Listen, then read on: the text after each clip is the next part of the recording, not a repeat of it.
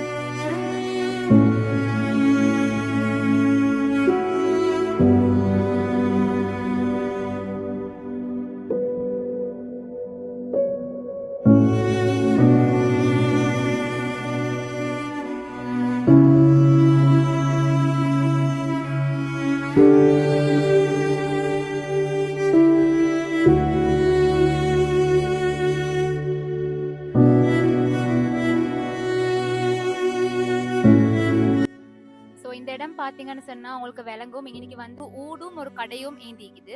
So இன்னைக்கு வந்து அவங்க அப்படின்னா இது இடிஞ்சு புல்றதுக்கு முன்னே அவங்களுக்கு கிராம சேவக வந்து ஓரமாக சொன்ன சுட்டி அன்னைக்கு அவங்க ஓரமாகினாங்க. கிட்டத்தட்ட அந்த கடையில வந்து 10 லட்சத்துக்கு பொறுமதியான சாமானமும் சேர்ந்து கடையும் சேர்ந்து இன்றைக்கு இந்த நிலைமைக்கு வந்திருக்குது.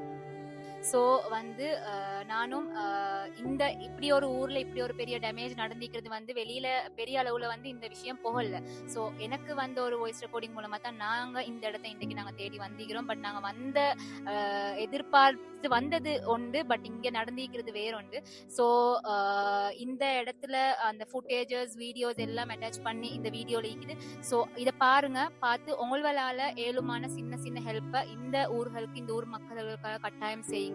ஸோ இதே மாதிரி இன்னும் நிறைய ஊர்கள் ஸ்ரீலங்கால நிறைய ஊர்கள் இதாய்க்கும் நிறைய டேமேஜஸ் ஆகி பட் வெளியில வராது. ஸோ அத மாதிரி ஊர்கள் இந்த கட்டாயம் இந்த வீடியோல வந்து அந்த லொகேஷனை மென்ஷன் பண்ணுங்க. எங்களையால ஏழுமான அளவுக்கு அந்த லொகேஷன்ஸை ரீச் பண்ணி எங்களையால ஏழுமான அளவுக்கு அந்த ஊருக்கான அட்டென்ஷனை நாங்கள் எடுத்து கொடுக்குறோம். ஜஸாக்குல்லாஹ்.